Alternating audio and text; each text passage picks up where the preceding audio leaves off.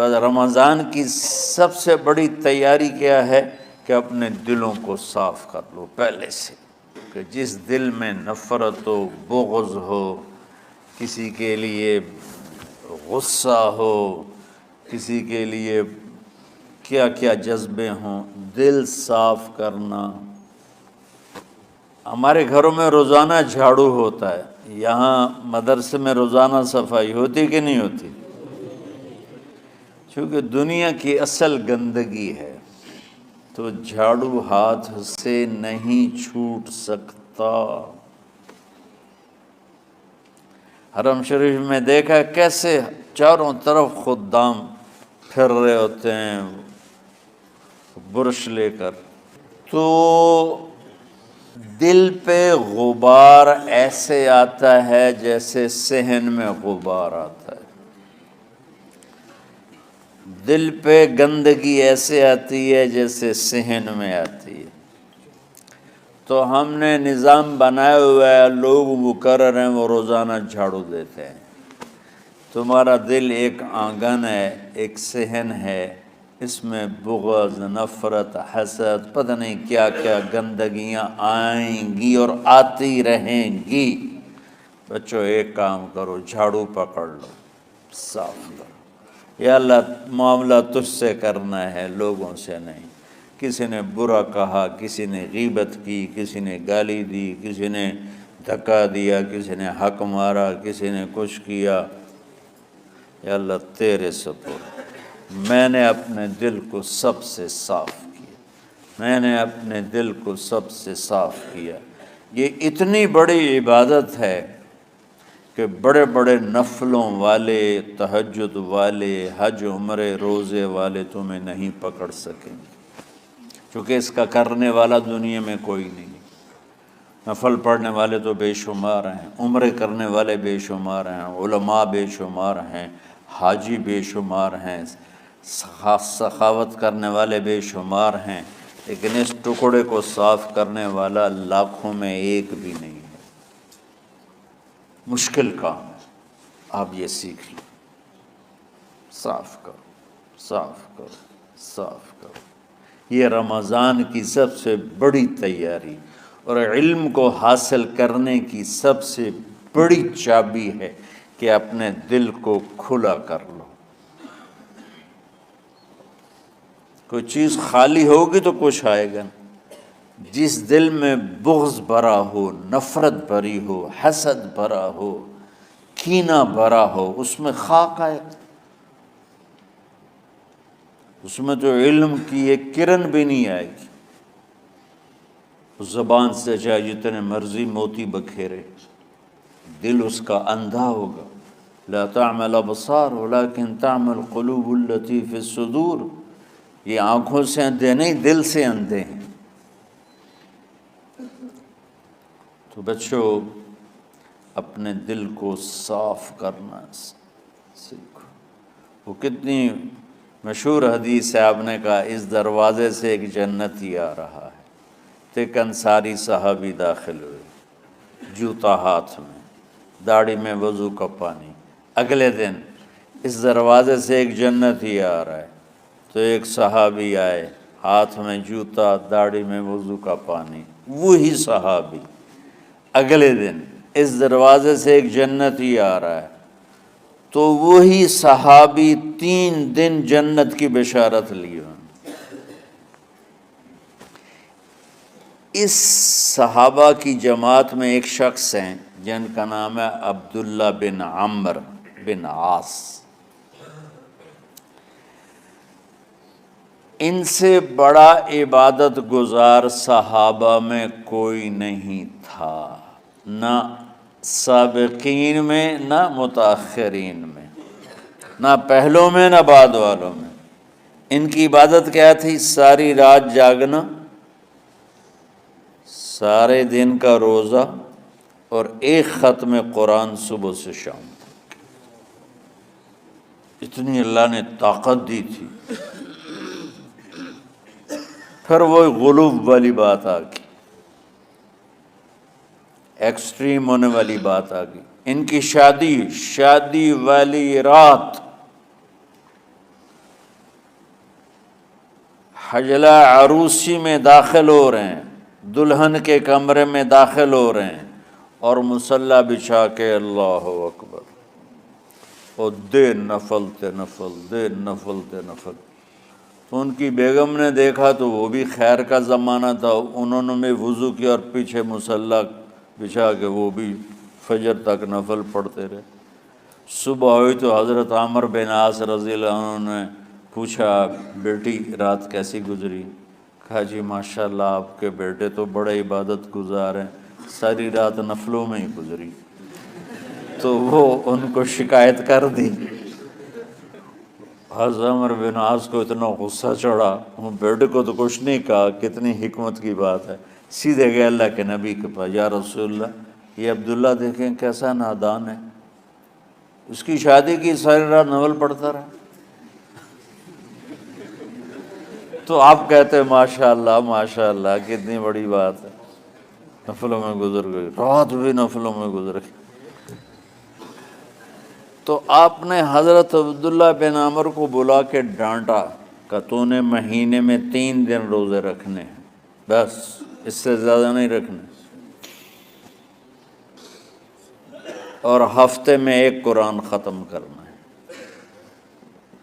کہا یا رسول اللہ میرے اندر طاقت زیادہ ہے۔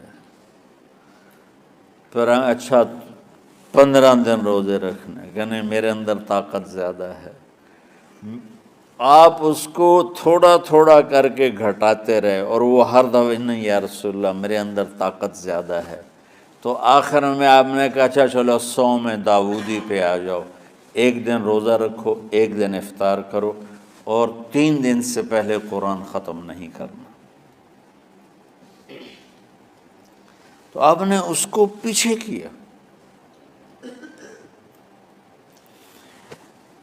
یہ بیٹھے تھے اس محفل میں، ان کے دل میں آیا کیا یہ بزرگ مجھ سے زیادہ عبادت کرتا، رات میں ساری جاگتا ہوں، دن روزہ رکھتا ہوں، 1 ختم کرتا ہوں، تو جنت کی بشارت تو مجھے ملنی چاہیے تھی، ان کو کیسے مل رہی؟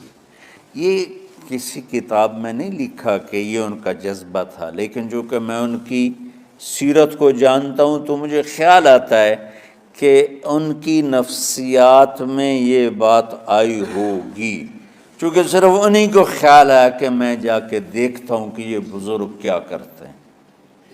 تو ان کے پاس پہنچ گئے، چاچا ذرا، وہ ادھیڑ عمر تھے، چاچا وہ میرے ابا تھوڑے ناراض ہیں، تو کچھ دن آپ کے پاس گزارنا۔ کا بیٹا بسم اللہ آ جاؤ۔ اب رات ہوتے ہی عشاء کی نماز پڑھ کے انہوں نے جلدی سے چادر اوپر لی اور یوں سراغ کر کے ان چاچے کو دیکھنے لگے ایسے کر کہ اب یہ کیا ساری رات سجدہ کرے گا، اور ساری رات روتے روتے روتے روتے مصلی گیلا ہو جائے گا، یا ساری رات رکوع کرے گا، ساری رات قیام کرے گا، ساری رات قرآن پڑھے گا، اس تصور سے یوں دیکھ رہے۔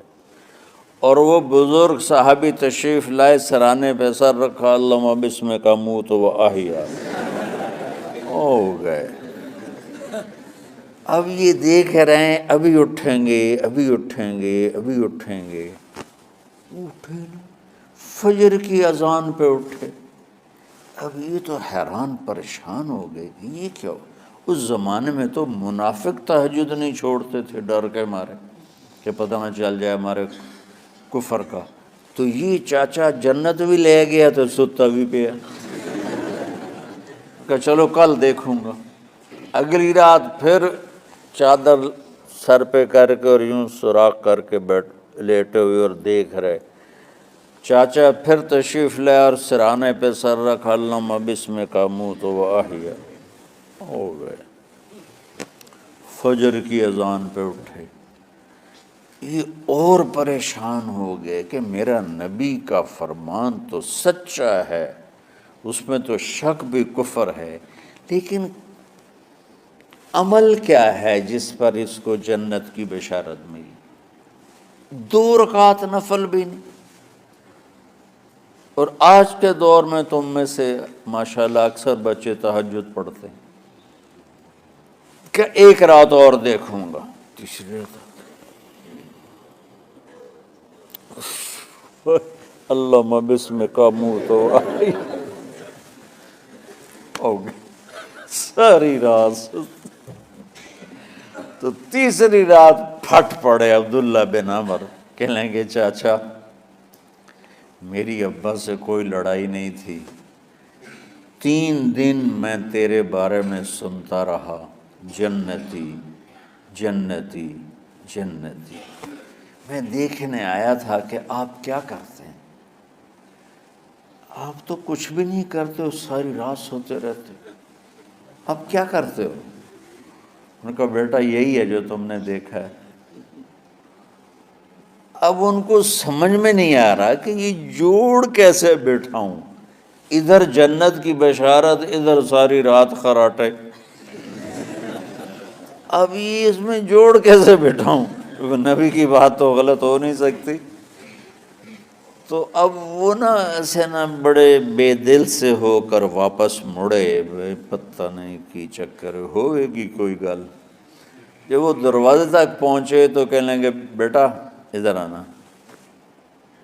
واپس آ گئے. کہا میں تمہیں اصل راز کی بات بتاتا ہوں.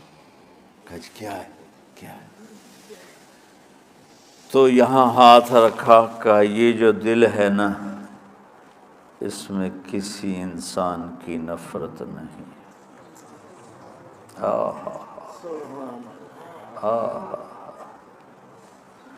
اور جب اللہ کسی کو رزق دیتا ہے، عزت دیتا ہے، مجھے کبھی حسد نہیں ہوا، مجھے خوشی ہوتی. تو عبداللہ بن عمر نے کہنا تھا ہاں یہ بات ہے، نہیں، انہوں نے کہا ہاذا ہوا، اچھل کے کہنے لگے ہاذا ہوا، ہاں ہاں ہاں ہاں یہی ہے یہی ہے یہی ہے. پھر کہنے لگے چاچا پر یہ میرے بس کا نہیں ہے، کون کرے گا یہ؟ اتنے بڑے آدمی ہو کر کہہ رہے ہیں کہ یہ میرے بس کا نہیں. تو بچوں دنیا میں جنتی بننا ہے اور علم اللہ سے لینا ہے تو اسے صاف کر دو. سب کی نفرت سے اس نے مجھے یہ کیوں کہا، اس نے مجھے یوں کیوں دیکھا، اس نے میرے بارے میں یوں کیوں کہا، اس نے میرے بارے میں یہ کیوں لکھا. جس کی تعریف ہوتی میری کتنی برائی ہوتی. صرف تعریف تو نہیں ہوتی، بھرا پڑا سوشل میڈیا مجھے گالیاں دیں. اللہ کے فضل سے میرے دل میں ایک ذرے کے برابر کبھی کوئی منفی جذبہ نہیں آیا. آئے تو میں دھو کے صاف کر دیتا ہوں. یا اللہ میں نے اپنے دل کو صاف کیا، میرا معاملہ تیرے ساتھ ہے، کسی کے ساتھ نہیں. یہی آپ رمضان کی سب سے بڑی تیاری، علم کے حاصل کرنے کا سب سے بڑا ہتھیار آپ کو یہ نہیں کہ تمہیں کتابیں یاد ہو جائیں، تمہیں اشعار یاد ہو جائیں. تو ساری امت سے کہتا ہوں رمضان کا استقبال کرو دلوں کو صاف کر کے، نفرتوں کو مٹا کے. مذہبی نفرت، دنیاوی نفرت، رشتوں کی نفرت، بول چال کی نفرت، سیاست کی نفرت، لین دین کی نفرت، ان سب سے اپنے دل کو صاف کرو تاکہ رمضان میں اللہ نے علم اتارا، اللہ تعالیٰ آپ کو علم عطا فرمائے. اور باقی لوگ جو عام دنیا میں زندگی گزار رہے ہیں ان کے دلوں میں اللہ رمضان کا نور اتارے اور ہدایت کا نور اتارے. یہ سب سے بڑی تیاری ہے اس کی. اور کسی سے گلہ ہے، غصہ ہے، ناراضگی ہے، کسی سے بولتے نہیں ہو. ابھی سے شعبان آ چکا ہے، آپ شعبان سے رمضان کی تیاری شروع فرما دیتے تھے. تو اس کی تیاری کیا ہے؟ وہ دلوں کو صاف کرو، معاف کرو، معافی مانگو. تمہارا قصور نہیں پھر بھی معافی مانگ لو، دلوں کو صاف کرو. اور اللہ سے سخاوت مانگو کہ اللہ کو سخی بھی پسند ہے اور صاف دل والا بھی پسند ہے.